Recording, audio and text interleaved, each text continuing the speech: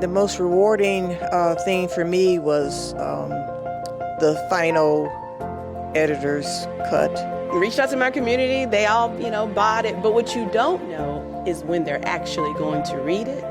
The most rewarding moment for me was when I hit send. Just to see my name on Amazon, that really did it for me.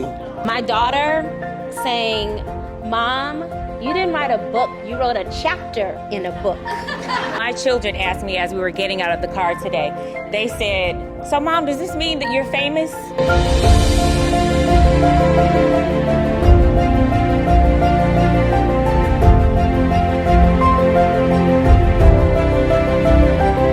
I read a quote, and I just want to leave you all with this. It said that your story could be the key to unlock someone else's prison. Your story could be the key to unlock someone's prison.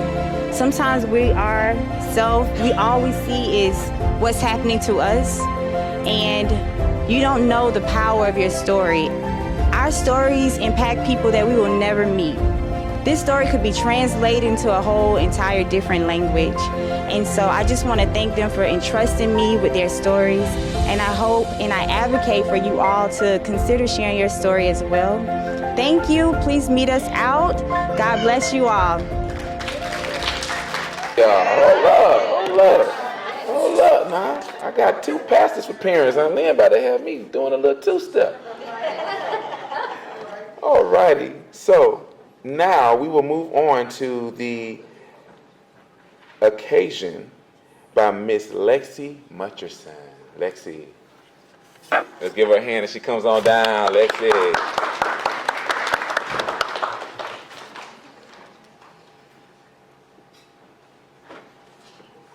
Hi, everybody. How y'all doing? Hi. Everybody keep asking how y'all doing, I know. So I just wanted to come up and speak a little bit about my experience as an author.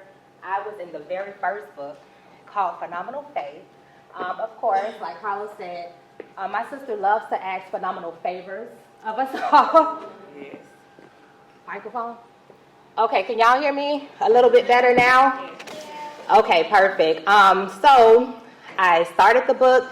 It was a 12-week program. We had to meet every Tuesday, and this was around the time that my life was kind of spiraling out of control. It seems like whenever, and I know speaking to some of the other authors, whenever you start speaking about God, talking about what God did to you, things in your world starts to kind of go a little crazy.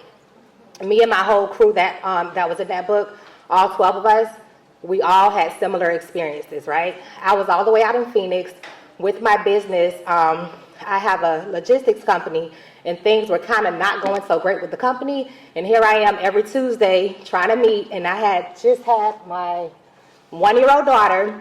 So I'm like, God, I see the devil trying to work. I need you to work a little bit harder for me, right? Because I did not have the time, and everything seemed to have been falling apart, right? I stuck with it.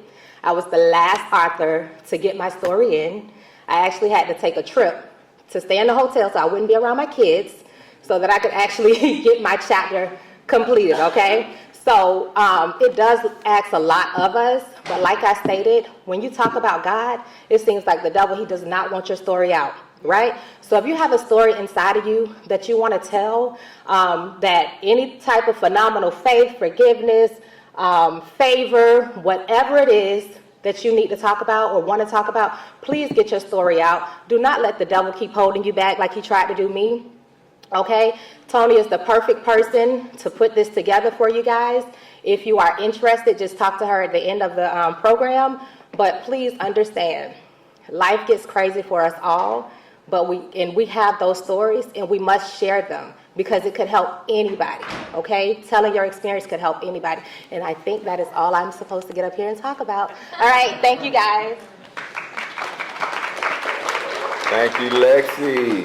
Yes, I can relate. I remember once upon a time I was writing a book chapter in a club while everyone around me was having the time of their lives. I'm trying to finish my chapter of this phenomenal faith. So you got to go with the flow and write where the Spirit hits you. So I could totally relate to that. And now, for the moment we've all been waiting for, To hear more from our contributors of this great anthology, it's time for us to meet the authors. Let's give it up for all our authors. Yes. So first, coming to the stage, the author of Chapter 7, God is Gracious, none other than Esther James. Let's give it up for Miss James.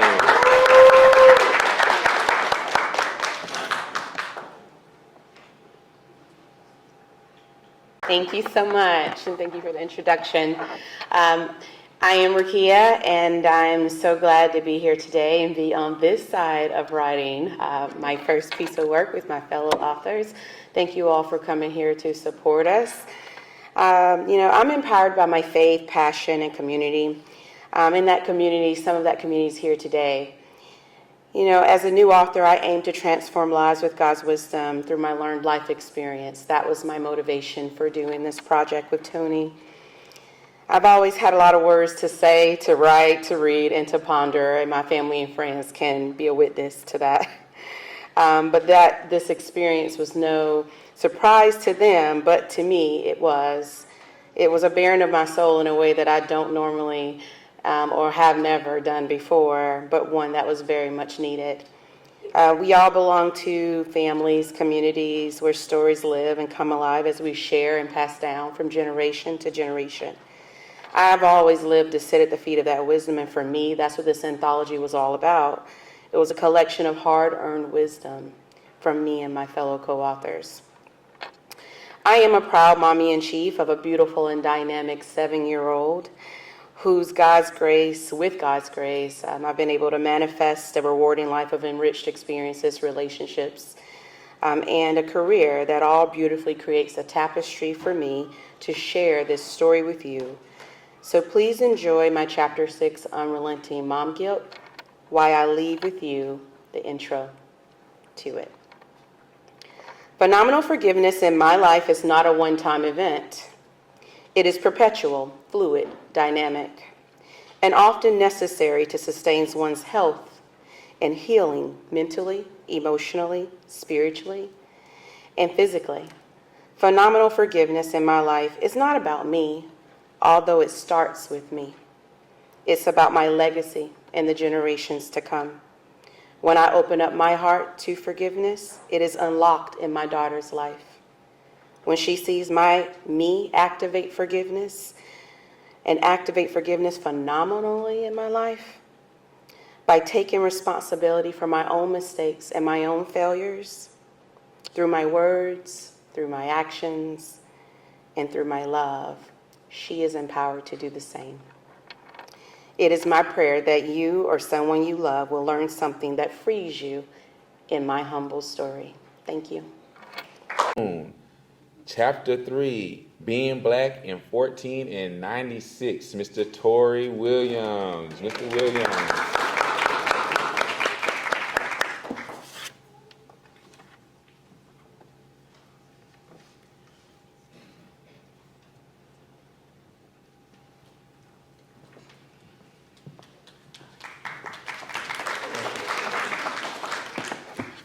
They couldn't have made that walk any longer.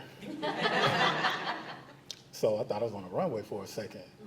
So my name is Torry, and my chapter is about my experience at being a black boy in America in 1996. It's a little difficult because the culture as it stands right now is pretty similar to the times it was back then. That was kind of the beginning of gangster rap, violence, and it's just only escalated since then. But the story, I don't want people to focus on the negativity of it or the incident necessarily. I want them to walk away with the fact that I survived it and I'm still here. I had very loving parents and an amazing support system. I got brothers now, and I've developed family and picked up more along the way in the form of fellow co-authors. And I'm excited about how my story will continue to unfold. I want to thank my mother. I want to thank the publishers for this amazing opportunity I want to thank you guys for coming and allowing us to share with you guys. And take away that, you ever heard that saying, if you knew what you had to go through, you wouldn't even attempt, right? Well, I'm gonna flip it a little bit. If you knew how your story would end, you wouldn't stop. So if I had to leave you guys with anything, that would be it. Thank you.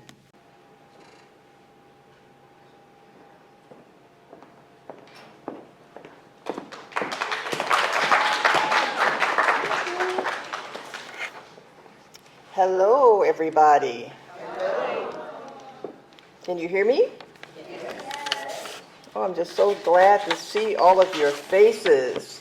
I just want to express a heartfelt gratitude to each and every one of you for being here today. It means so much to see so many familiar faces, my family, my friends, and colleagues, and gathered here to support this special moment in my life, as with all of the authors. In your encouragement and belief in me that I could do this have been invaluable throughout this journey. And I hope to give you a glimpse into the story that has brought me peace, healing, and finally closure. And I'd like to read a brief synopsis of my chapter, if you'll bear with me.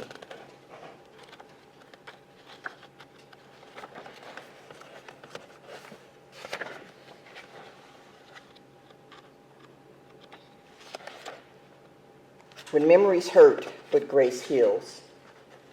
A beautiful 5-year-old girl was dragged, screaming to her death. Onlookers gasped in horror as the grotesque scene unfolded before their eyes. A precious baby boy barely lived a year before succumbing to meningitis in the arms of his mother. Shots narrowly missed, ending her youngest son's life. Heartbreak, loss of innocence, alcohol addiction, and mental fragility were just some of the mountains a young woman from the South had to overcome. In my chapter, I delve into my mother's experiences, the person whom I'm speaking about, and reflect on my own journey, particularly with relationships drawing parallels between us. Additionally, I discuss the impact of not knowing my father and how this absence shaped my feelings and experiences. Not knowing my father left me with feelings of emptiness and longing. I want readers to walk away with knowing that life happens, but it's crucial to learn from the choices we make.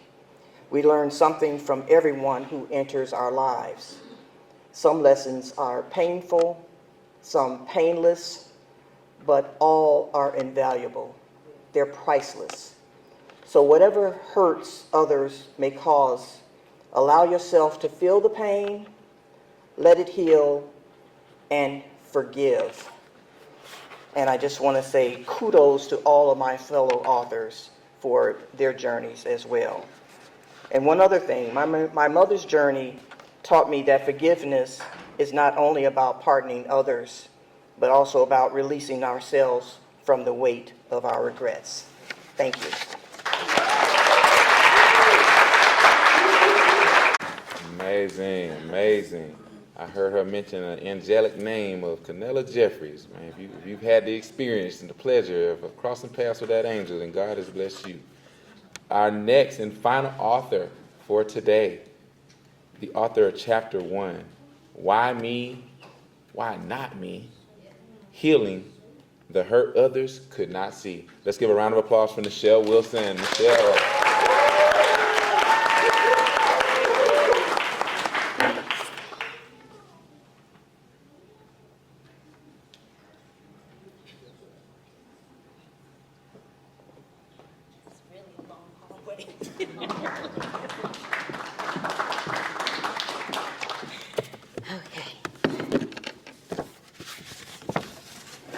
So I did wrote a little something so I can stay on point for my sister say I start rambling too much. So good afternoon, everyone. For those who don't know me, my name is Nichelle Wilson, and I am truly honored to be here today as a co-author of Phenomenal Forgiveness. A little bit about me. I'm originally from New Orleans, Louisiana. I grew up as a military brat, but now call Atlanta home. Forever a Who Dat fan, though. I'm a devoted mother to my daughter, Hannah Marie, who is my entire world. I love you, baby cakes. And together we run a 501c3 nonprofit organization called Happy Mama, Happy Minnie, which we strive to create and raise awareness about mental health in our community together. I'm the oldest of 3 daughters to my mom and dad, who has shown unconditional love since the day I was born. Never felt anything other than. And that's important to me and important about my story as well. I'm a proud HBCU graduate of Clark Atlanta University and a member of Delta Sigma Theta Sorority Incorporated.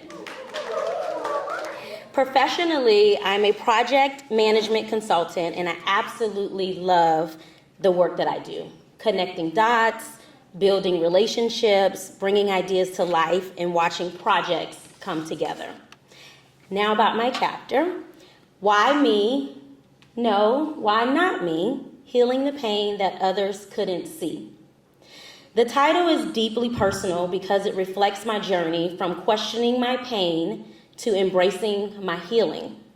Unlike many discussions on forgiveness that focus on why and how we should just forgive and forget, my chapter takes you on a personal journey, my journey, which spans the last decade.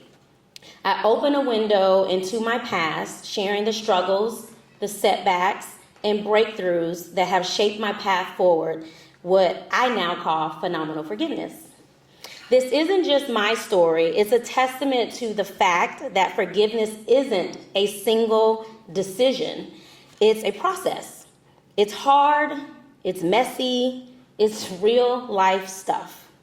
But through some of my experiences, I hope to offer you practical and personal insight that will inspire you to begin your own path to healing and wholeness. This project has allowed me to see the possible connection with forgiveness and mental health, which I feel is my purpose. But I'll be real with you, healing doesn't happen in isolation. If there's one thing I've learned, and that's we're never meant to do life alone, never. So I encourage you all for 3 things. 1, invest in a therapist, not just someone who listens, but someone who holds you accountable. I say invest because therapy isn't free, but it should be worth every penny you spend for your peace and your growth. 2, build your village. Surround yourself with people who are there for you on all the days, not just the easy ones and not just the hard ones. These are people who remind you that you don't have to carry it all alone. And even when you try, they won't let you.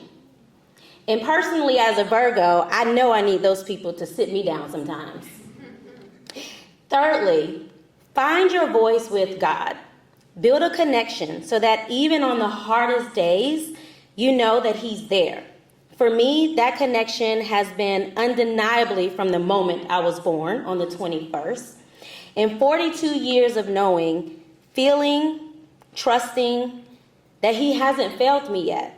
I'm grateful for that. And I really do want the same for all of you. As you read Phenomenal Forgiveness, I hope my chapter encourages you to ask yourself, why not you?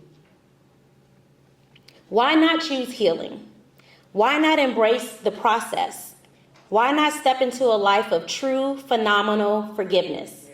Because trust me, if I can do it, you can too. I didn't think that I could do it. Tony shared a little bit on the lives about the design of the Phenomenal Forgiveness book cover. And I wanted to give you all some context behind it because I feel like everything in life should have purpose and meaning.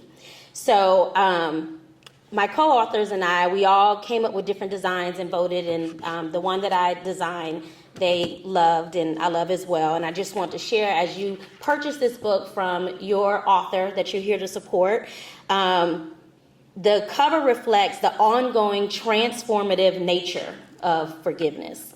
The infinity symbol represents its limitless impact, while the ocean blue backdrop symbolizes peace, healing, and emotional restoration. The mix of light and dark blues acknowledges the ups and the downs of the journey. And the infinity symbol, also placed along the spine, serves as a reminder that forgiveness is not a single act, but a continuous process of growth and healing. Thank you all for being here. Thank you, Tony, for this amazing experience. And I can't wait for you guys to experience this book. Thank you. All right. Now, he had a hard path to walk. He was the only man in the entire anthology, so he had the ladies first and then some. So let's give it up for Mr. Pierce. Our next contributor, the author of Chapter 5, A Mother's Love. Let's give a round of applause for Miss Ingrid Pierce.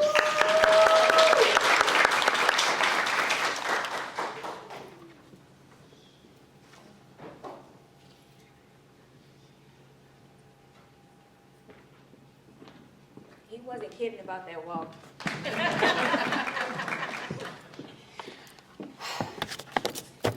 Good afternoon. My name is Ingrid Pierce Tate. Thank you for giving me this opportunity to be amongst all of you, especially my family, my friends, and everyone that's associated with this project. So, I didn't come with anything prepared. Public speaking is not my thing. But when God tells you to do something, you go and you show up. So for me, I had no clue about writing a book. My first book was supposed to be for my children, a potty training book for kids. Honestly, that was my vision. But I was connected with one of the fellow co-authors, and it was just like a light, a beacon that said, this is what you're supposed to be doing. I initially was going to talk about my military service and how I needed to forgive myself for the things that I have done to help and protect our country. However, Big Brother is always listening, and I decided that I not write that in the book. That will remain classified. But when I talked to Tony, and she said, well, how are you going to write this? Because I didn't come in at the 12-week mark like everyone else. I think I came in like 8 or 9, or maybe 9 or 10. Like, it was very short. But like I said, when God gives you something, it was me sitting down at a computer 2 times, actually 3, because on one of those times, the power went out, and I lost like 8 or 9 pages. But it was so easy for me to sit back down and get those words that God had given to me for this book to help someone else. My chapter is Chapter 5, A Mother's Love. And it is my journey on my life, just small little excerpts, and how on my mother's deathbed that I realized that I should have forgiven her sooner. I'm a mother now, a single mother of 3 children. And she was a single mother of 3 children. And it's about breaking generational curses, right? And how God gives you that ability and the determination to do those things. So before I get teary-eyed, I would just like to leave you all with, forgiveness is fluid. No matter the journey, even when you think that you've forgiven, sometimes you may not have done it completely and fully.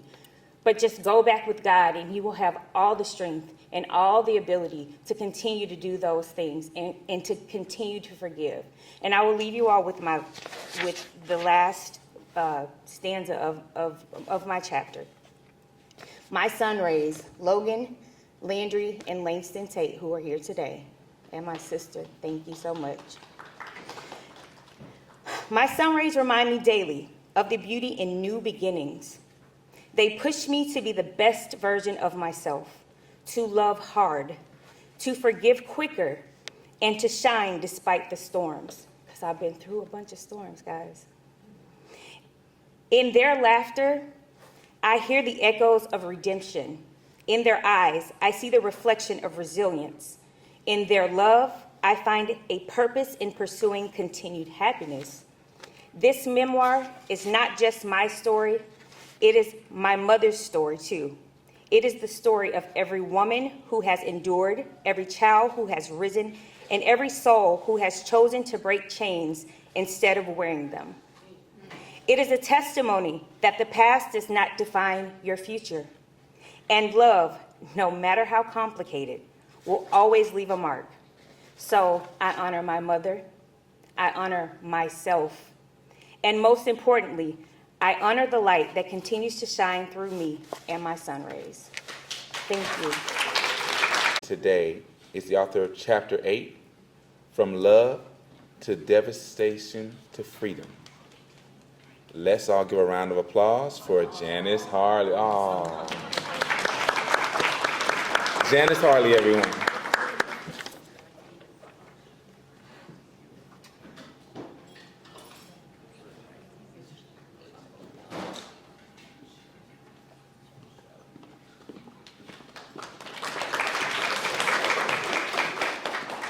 Hello, everyone. I'm so grateful to be here today. I'm so thankful for my family, which came out with me. I thank God for my sisters, Leslie, Danielle, and Brenda, and I thank the Lord for my daughter, Shantisha, being with us today. Truly, I am honored for where God has brought me from and brought me to.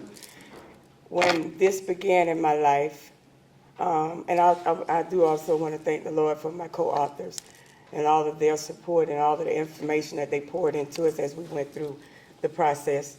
But as I started on this journey, I also want to acknowledge, I always will call her my supervisor, but she's Tony's mom, is Miss Canella Jeffries, and she has always been a beacon of light to me, and I thank God so much for her, because she's always painting a pathway for somebody, and I thank God for me being in her path.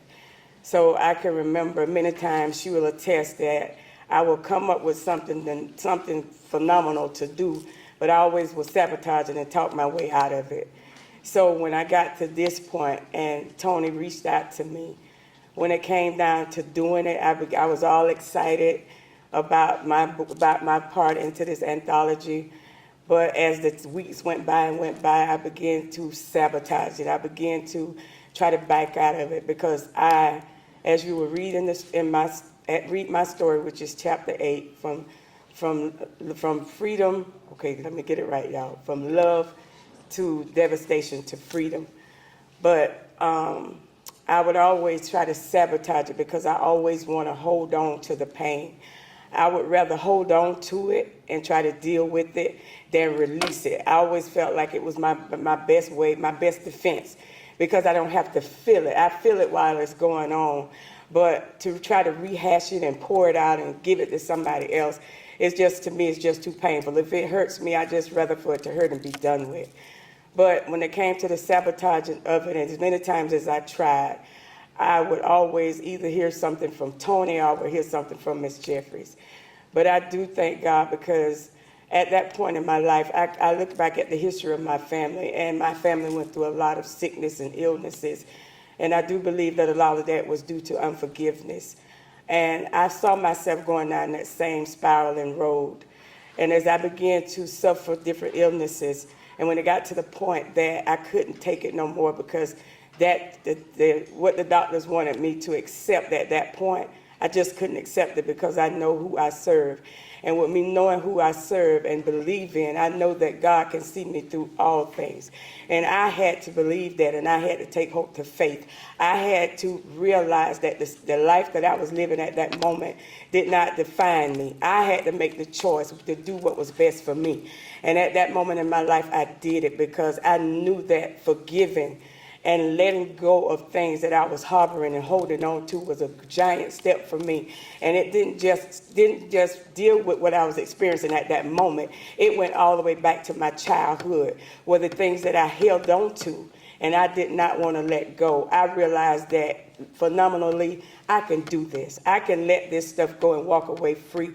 And as I begin to do that, and I say to any and all people that are hurting or suffering from the hurt of anybody, anything that you've experienced, whether it be a relationship, the loss of a loved one, whatever the case may be, don't hold that, because it's hurting you more than anybody.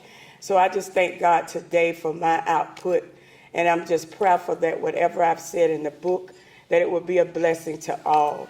And my takeaway from that is, don't allow that you can walk away from this free. You can walk away from this healed.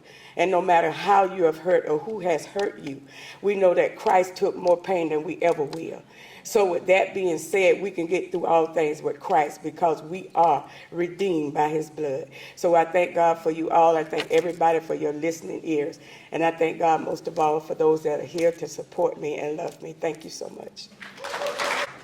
Good afternoon, everyone. BFF Publishing House, LLC was founded in 2017 by my mother, Antoinette or Tony Murchison, MBA, a certified life coach, book coach, author, and a publishing expert. Originally focused on young authors, BFF has evolved to specialize in adult publishing while supporting children's literature. BFF stands for Books for the Future, reflecting their mission to publish impactful works that inspire both readers and writers. As a minority-owned independent publishing house, they are committed to amplifying underrepresented voices and fostering diversity in literature. Antoinette Murchison has guided countless first-time authors in overcoming challenges of sharing their personal stories. They publish autobiographies, memoirs, devotionals, biographies, plays, poetry, satires, and thrillers, helping writers transform their experience into powerful narratives. At BFF Publishing House, she provides a platform for emerging and established authors to share bold, inspiring, and culturally relevant stories that leave a lasting impact. Congratulations, Mom, on the 4th book in the Phenomenal Book Series, and congratulations to the co-authors in the Phenomenal Forgiveness. Ladies and gentlemen, Antoinette Murchison.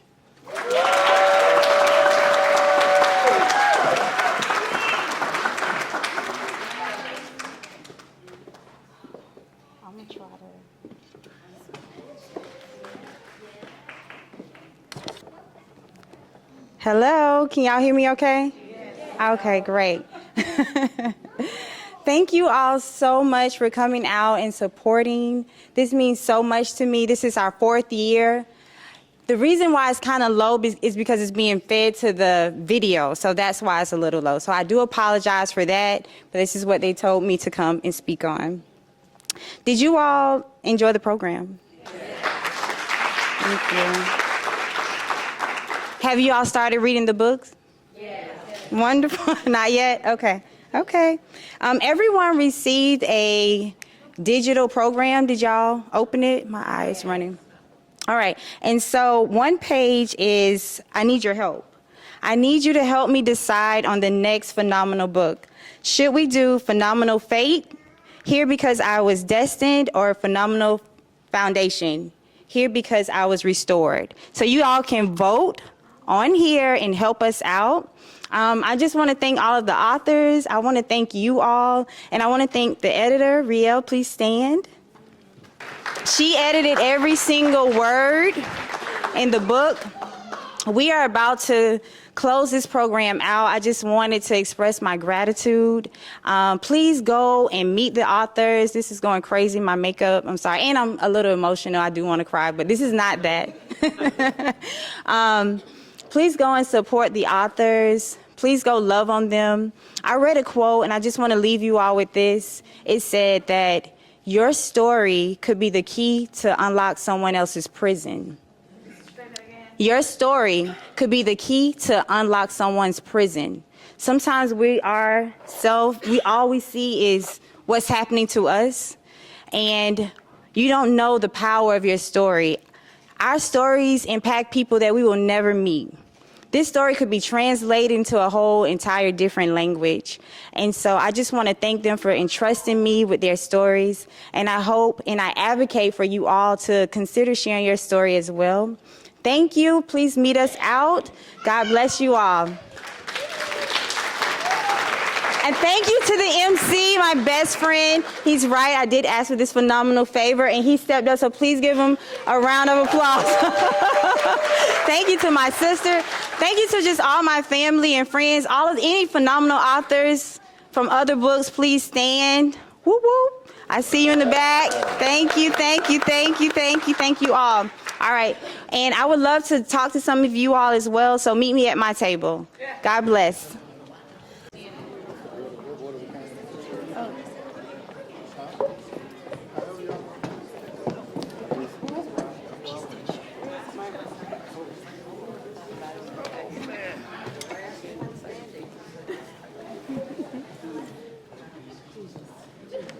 All right, let's give a round of applause for our authors. I'm sorry, our best-selling authors. Let's give it up. Yeah, there we go. All right, so we're gonna go through a couple of questions here. Each author can answer at their own will. You can pass that microphone around. Everyone doesn't have to touch the Testing, questions, 1, 2. but we want to get a little insight from you guys. So I'll start with the first question. Mic check.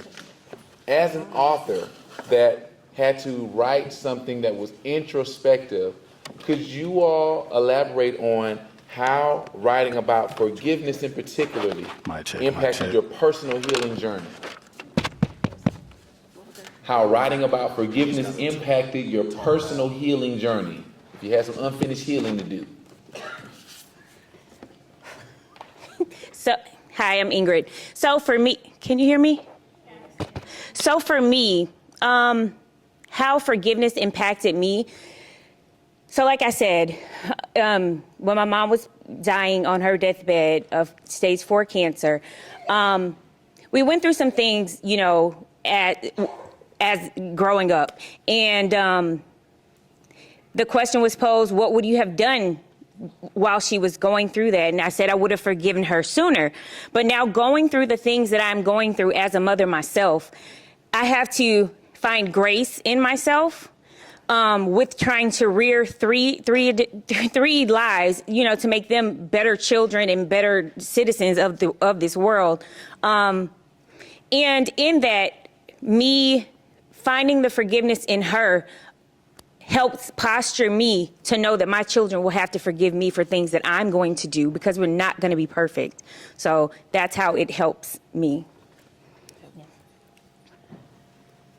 I agree with you in the fact that I told Tony that I felt like I had done the work, I had hired the therapist, I had a strong relationship with the Lord, and that I had healed and had forgiven my ex, which was, I think, 6 years by the time we started the book. But during the writing of the book, and which is why I said that forgiveness for me was perpetual, and that it's fluid and it's dynamic, and even when you have forgiven, that sometimes, you know, wounds will open back up or triggers occur, and more and additional healing takes place. And so during the writing of the book, for the first time, my daughter's father forgot her birthday.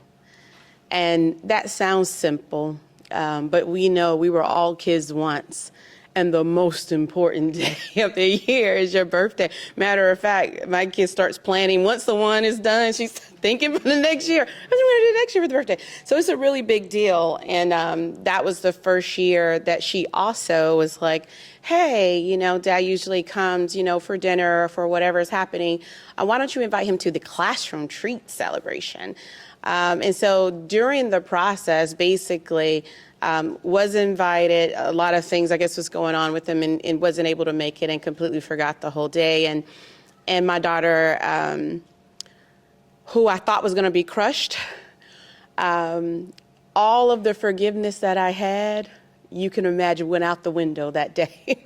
It was, oh my God, this is the father I chose, you know, all of the things that You know, all of the talk the ugly self-talk that happens, and you have to go right back through, like, you know, tell yourself the truth, and the healing and the promises of God. And the fact in the end, I was the one that was most upset. In the end, she said, Mom, after maybe a couple of days that we talked about it, she said, Mom, it's okay. Daddy forgets a lot of things. And she looked at me, she said, you'll never forget, you know, and I'm okay. He's who he is. And it's like she accepted him for who he is. And she wasn't as crushed as I thought she was going to be. And therefore, it helped relieve me, you know, of that guilt that you tend to carry when you think, again, my decision is still impacting my seed. Our decision in this case was still impacting my seed. So in that, I'll say the healing is a process that continues. And as long as you're open to that, you'll be forever free from it. Thank you.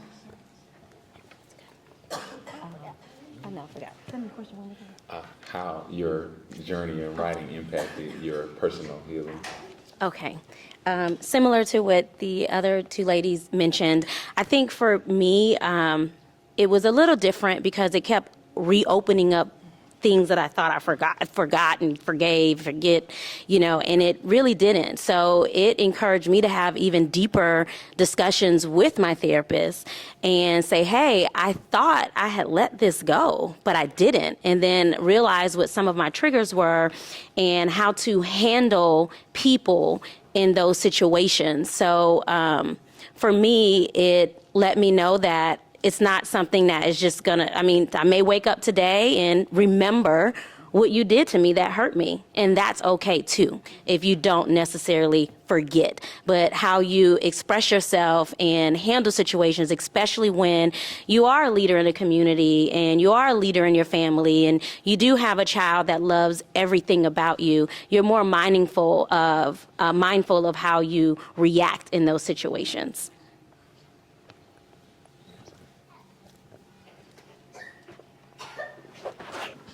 Can you hear me? Can you repeat the question? How did this writing journey impact your personal healing? Okay. So, in my particular story, I'm in an actual physical fight for my life, right? Can you hear me now? You think it's the microphone? Is it on now? Can you guys hear me? Yeah. All right, cool. We're going to just sit that down. Okay. All right.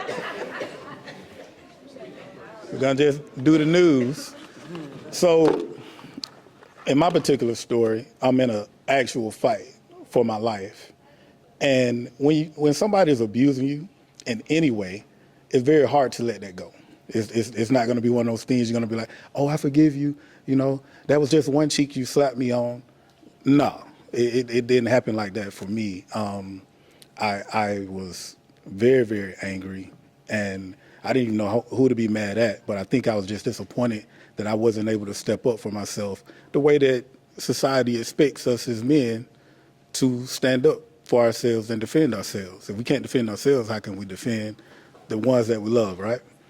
So I didn't realize I was still dealing with it until I started writing the story and I started getting more detailed and recalling, because this is, not to tell my age, this is about 30 years ago, right? So as I'm going through the process and I'm writing the chapter, I'm experiencing these emotions all over again. And as you know how you start remembering something, you start remembering the other stuff that came with it, right? You start having, flashbacks like, wait a minute, I almost forgot about that part. So you start getting angry all over again. And then something happened. And I started realizing, wait a minute, some of this stuff that happened to me, not that they did me a favor by beating my butt, right? Because how do you tell somebody, how far for beating me up, right? Like, that just doesn't happen. But I have a heightened sense of awareness when I go into a situation where I can feel the temperature in the room a lot better than I could then. I joined the Marine Corps as an adult, right? And those skills became very necessary. Not that I went to war, and I didn't. I was a Marine, and I thank God I didn't have to fight. But there's a lot of politics that come in being in any job, especially when it's defense. So I learned how to read the room a lot better. I learned how to carry myself in a way that was non-threatening, but at the same time, don't play with me, right? As we all want to. We want to make sure that we ward off any attack and develop that confidence to just kind of be yourself. And that's what I got out of this. And I was just so thankful that God put that on my heart, because I was like, man, I kind of needed to write this story. I didn't realize it at the time, but now that it's done, I see how it was more therapeutic for me than, just kind of bottling it up and keeping it in.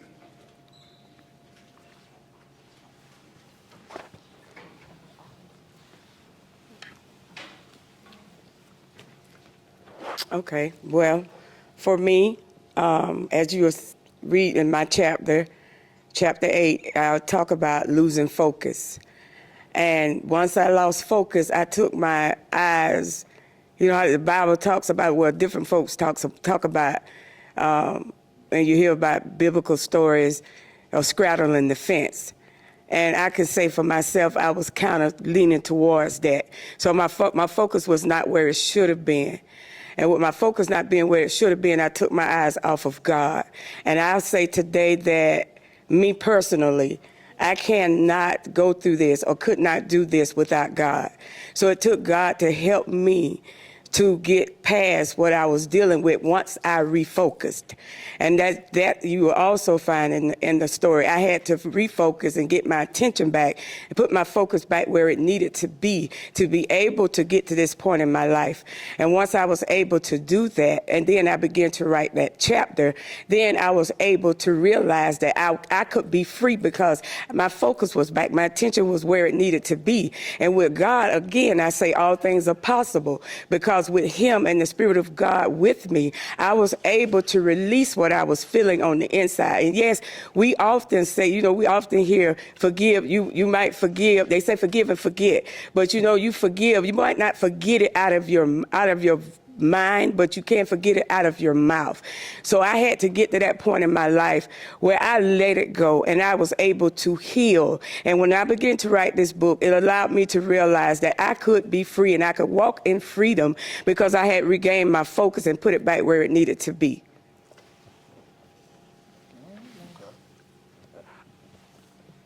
Some powerful words up here. I agree with all of my fellow authors. And for me, a section of my chapter dealt with not knowing my father. And that bothered me for a long time. And even now, it still does. But as I was writing that piece of my chapter, I realized that, if you don't like something, change it, but change how you think about it. Yes.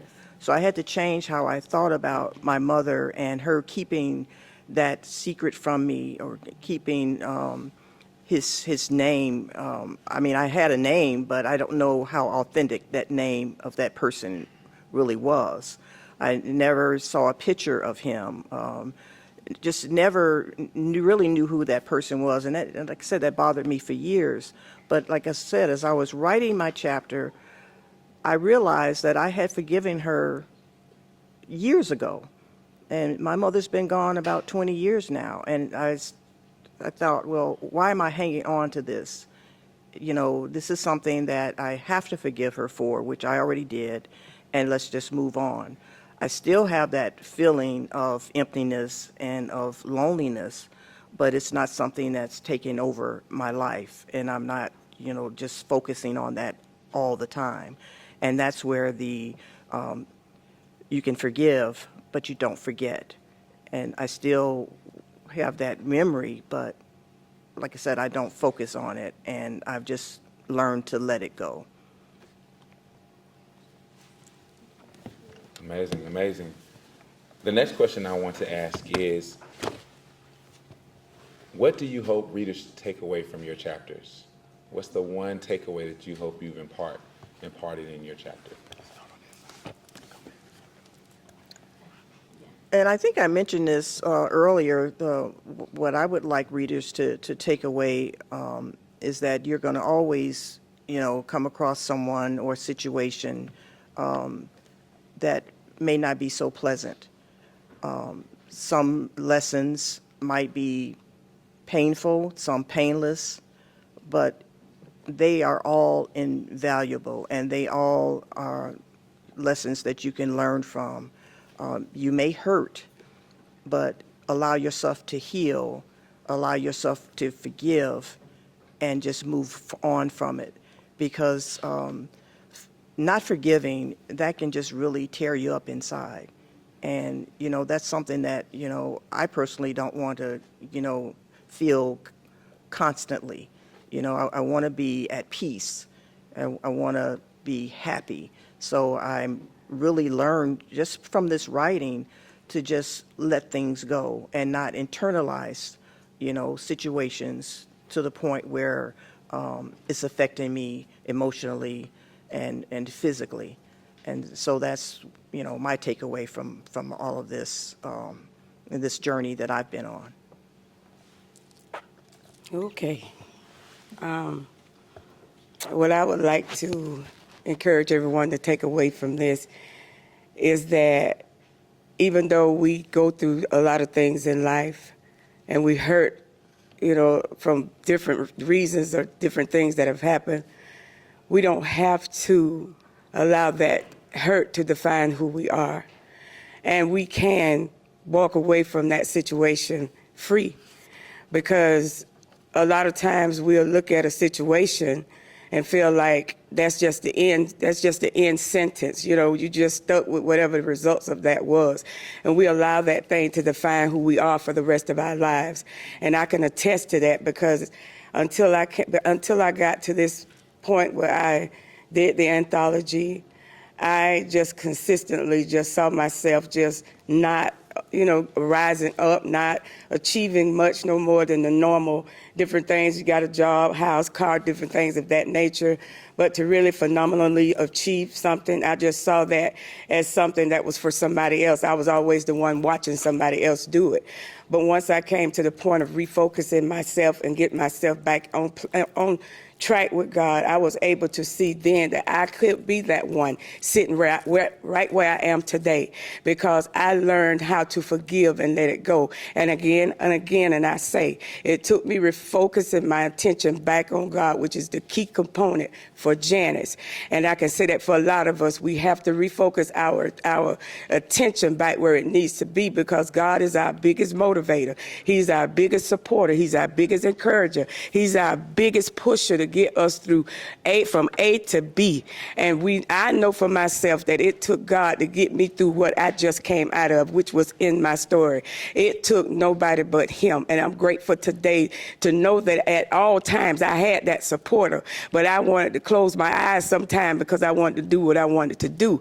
But in the end results, I say again to everybody, just know that you can be who you are, be who you choose to be in life. You don't have to just settle for the norm. You can be more than what your eyes see or what you just sitting in the background and watching everybody else achieve. And I thank God today because I was able to reach that point in my life. And I always want to make that a visible something for my grandchildren. I have 7 grandkids, and I love them dearly. And one thing I'm always is a big supporter to them.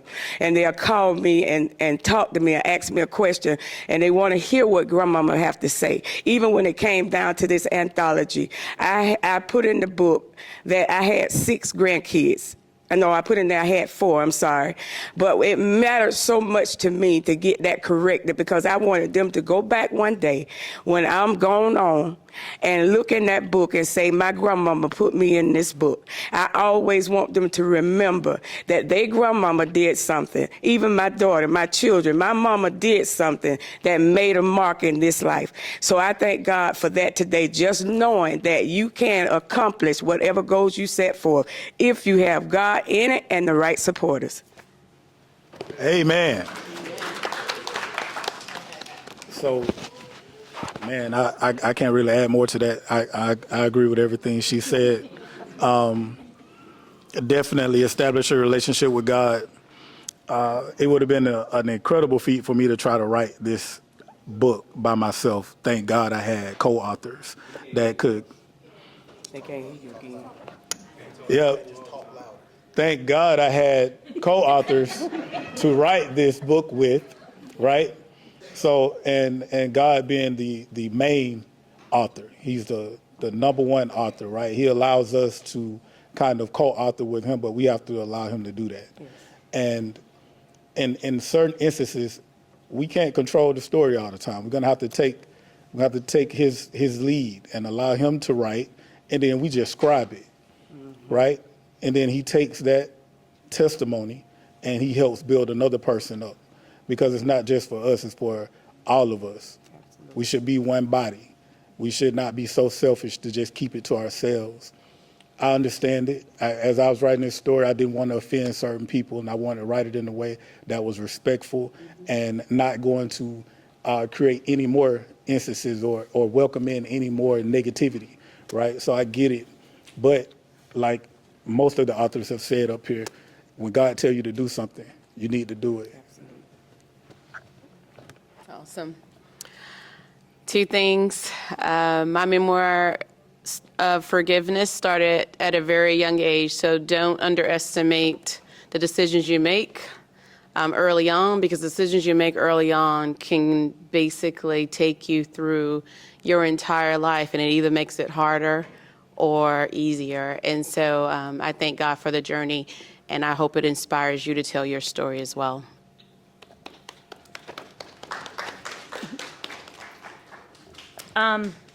Just caveating off of what I said prior, forgiveness is not linear. It has loops and bounds, and you must continue to, if you're going to go back into that cycle, make decisions to love yourself, love God, and he'll get you through it. I wasn't going to answer this question, but I guess I have to. The same thing that I mentioned earlier, get you a good therapist that will hold you accountable. The second thing I mentioned was build your village, find your people, your real people that are there for good and bad, and then also find your way that you speak with God. Yes, amen. Awesome. So the next question we'll actually take from the audience. If anyone in the audience has a question that they'd like to ask the authors, you can do so at this time. Do we have anyone? Yes, ma'am. Can you hear me? Yes. Okay, so forgiveness is broad, kind of like, it's a large area when it comes to forgiveness, right? I would ask the question, if you're writing about personal experiences, giving advice, speaking on a spiritual level, what would you say to your audience reading this book who is trying to forgive someone who is not remorseful? Forgiveness isn't for that person, it's for you. And I didn't really mention a lot of what my chapter was about, because I really do want you all to read it, and I don't want to give it away. But that's me, sis. It's for me. And I realized that during this process, that if you want to forgive someone, you forgive them. That's a choice that you are making every day.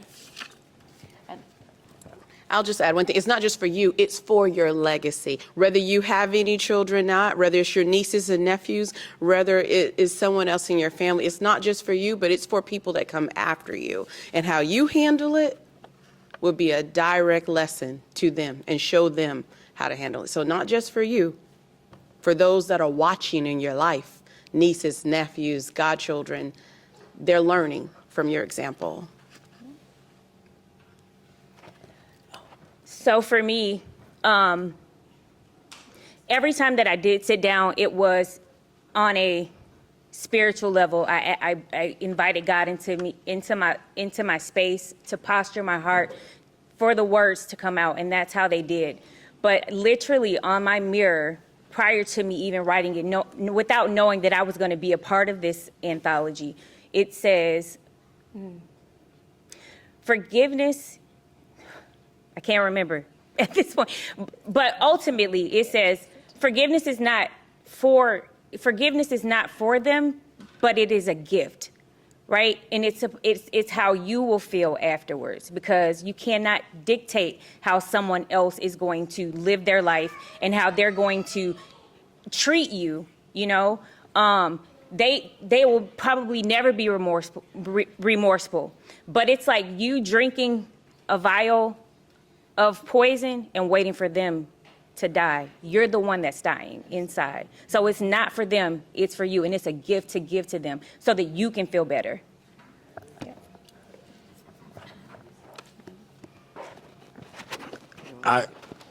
don't need it. You can't. Yeah, right. So, yeah, that part. So basically, I'm glad you said that. You don't need it, because that's it. What I think she's expressing is an apology. You don't need it. You don't need that for forgiveness. You know what I mean? So you can forgive somebody and move on. You can forgive them in silence. You can forgive them whether they agree that they did you wrong or they apologize or not. Because your forgiveness is predicated or attached to your salvation. You can't allow somebody else to have influence over your salvation or your deliverance, your freedom, you know? So that's what I would say to that person. Like that? Thank you. They heard you.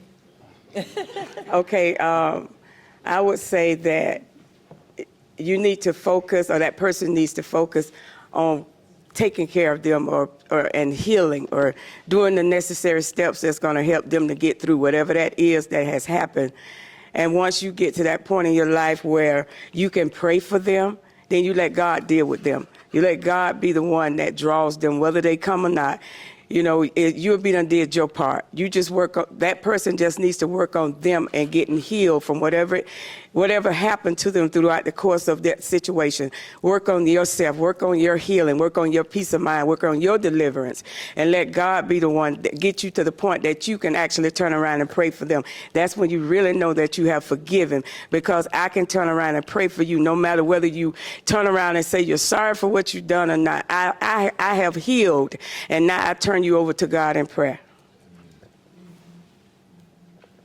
Wow, there's not much more to say after all of these testimonies.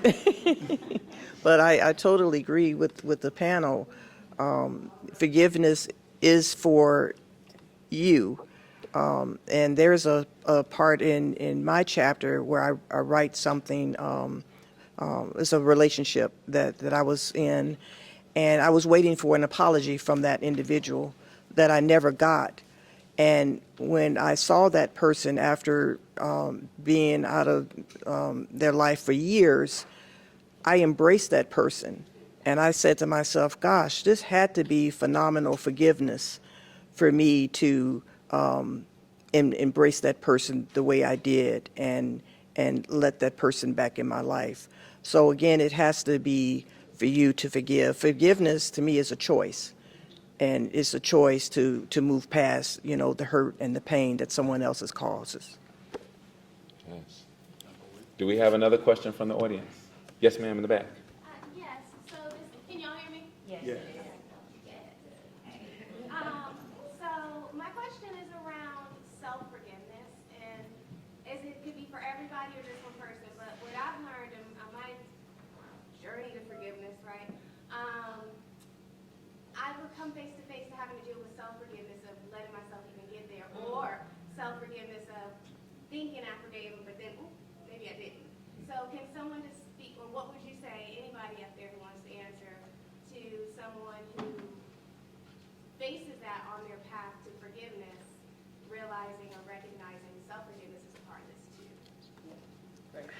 Chapter 1, he's in there. He's in there. I deal with it too in chapter He's 6. in there, chapter 1. Yeah, so as I was saying earlier, you can't really accept an apology after somebody punch your face in, right? It's difficult to do. I can accept the apology? Yeah, I said it's difficult. I didn't say it was impossible. I said it was difficult. that's right. I said it was difficult. You know, my nose still broke. You feel me? Right? You know, but I still got a black eye. You feel me? So when that's the case, it's difficult. But I understand, because I felt like, man, what did I do to put myself in this situation and have to deal with this type of humiliation and this embarrassment? So I understand it. However, what's the end goal? Like, is it going to be beneficial to you not to forgive yourself? You know, is it prospering you to harbor it and to hold on to it? You know, it sounds very heavy. So I had to do, I guess we all have to do, we have to learn how to put it down. Normally at the altar and give it to God. Absolutely. You know, so that would be my suggestion. Just one word, grace, sis. Grace. We have to practice it, not only for ourselves, but for others. That was probably the number one lesson that my therapist helped me work through during my marriage, and then after, as a mother, as a co-parent and mother to her father. Grace. You know, God gives us that and for ourselves, and we have to be able to take that same grace, you know, and extend it to others so that we can continue to pour back in ourselves. Because at the end of the day, you know, those who are looking to you, they're not looking for perfection. Forgiveness isn't perfection. Like, it doesn't look a certain way. It doesn't have 3 steps and you're done. Like, we all just, you know, we all just said that in multiple different ways. So grace, as long as we are on the journey to forgiveness and we are allowing ourselves to step back, forward, side, whatever it is, you know, just that you're committed to it. And give yourself grace in the process. Because I can guarantee right now, on the other side of therapy, on a deep relationship with the Lord, you know, having written this book and gleaned from my co-authors, that every time my kid is crying as a result of the father that I married, I am so sure I'm going to have to give myself grace again, because I'm going to get angry all over again. Okay? I mean, at the end of the day, because love is the reason that I'm angry, you know, but I also understand that God said trials and tribulations, right, are a part of the journey. And if Jesus, who had no faults, no sin, died a cruel death for all of us, people he never met, seen, or knew was going to be born, you know? But he did that for us. So who am I to think that I am not to fail or suffer hardships or anger or disappointment or abuse? And even for my 7-year-old, as much as I don't want to think about it, she too is going to have to endure some disappointments and some hardships, whether I think I caused it by choosing the husband I chose, or some that she caused. It's just a part of our journey, and we have to learn through it and give ourselves grace during it. And also to that, for me, I'm more of like a visual person when it comes to certain things. So my suggestion would be, and something that has helped me in the past, write down the things that you need forgiveness for of yourself. Take it to God, a higher being, and burn it up. Put it in your, what you call that, the fireplace. Visually see yourself letting it go. And I personally feel like that could help. Like, sometimes it's not just thinking about it. You have to actually do, you know. You have to do the work, not just think about the work. My daughter, saying, "Mom, you didn't write a book, you wrote a chapter in a book." Kids will keep you honest. And she's like, "But I am so proud of your chapters." So there you have it. That's I'm gonna have to caveat to that. So my children asked me as we were getting out of the car today, they said, "So Mom, does this mean that you're famous?" And I said, "Well, do you think I'm famous? Then I absolutely am." And my sister, who had to leave, she also mentioned to me that they were all out in the foyer area here. And my son answered the question for me. He was like, "Yeah, it means she's famous because she's got a book, and that means we're gonna get some money." So there you go. So make sure you come buy a book. I think the most rewarding experience for me was when I first got that editor's version where they rewrite your raw content for readability, and you reading it like, this is my story. Oh my God, like I read it for the first time, like, and it was good, because you don't think your story is going to be good, and you know it. But that was a rewarding moment. And the other one, and I don't know if you authors have experienced this, you know how we had to ask, 30 to 40, 50 people to buy our pre-sale so we could have this best-selling book. So, I reached out to my community, they all, bought it. But what you don't know is when they're actually going to read it. And oh my God, since March 4th, when people get around to reading it, I've been called with tears from men and women, and then the texts are so thoughtful.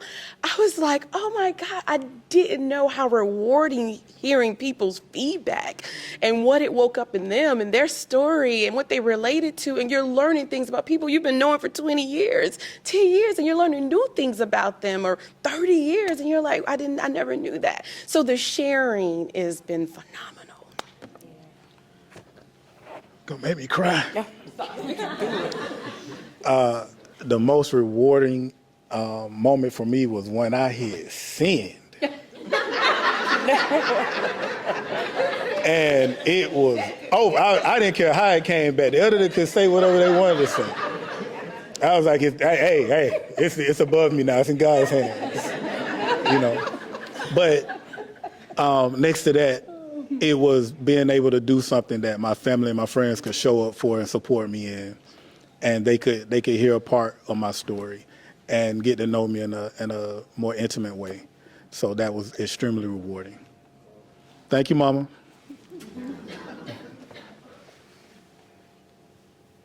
Okay, for me it was, as I said before, I'm always the one in the background.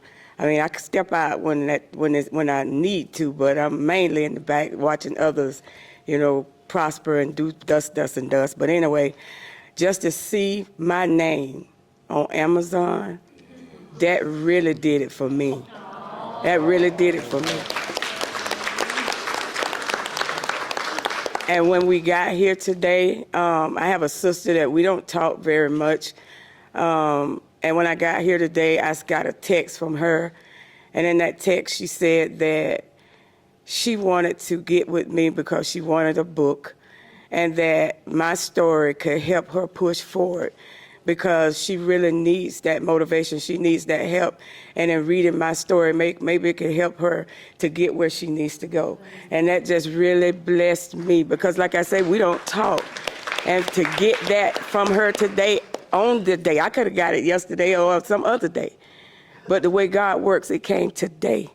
And I thank him for it because from me talking to her, it can make a reconnection start for us where our conversations will be daily, weekly, however, but it will change. So I'm willing to do that. So that was it for me. Hi, the most rewarding thing for me was the final editor's cut. And when I got the email, I opened up the email and I turned to my chapter, and just to see it there in print and I turned to the last page and saw my picture, and I'm like, wow, this is just amazing, and I'm in a book. I can't believe it. I'm part of this anthology that's just incredible. And the other thing that was really rewarding was we were, some of the authors were at the restaurant last night, and the waiter asked, well, what are you here celebrating? And I shared that we were celebrating a book launch. And he said, well, what is it about? And I was sharing what the book was about. He said, wow, that's wonderful. I think my mom could benefit from reading this book. And he said, let me have your information. So I gave him my information. So I thought that was just really, really telling about the impact that I think this book could have on someone else's life. So I'm excited to move forward with this. I'm excited for you all to read it. I'm excited to see my family here, my best friend from out of town, my sister, my daughter, and her friends, and my nephew and his lovely wife. I'm just so excited to see all of you here and supporting me in this journey, and my colleagues who are just the best. But yeah, it's just so rewarding. This whole process was rewarding. Getting to week 12, the end of week 12, and seeing everything, come together was just such an amazing experience. Amazing. We are now done with our panel session, so let's give another round of applause for our authors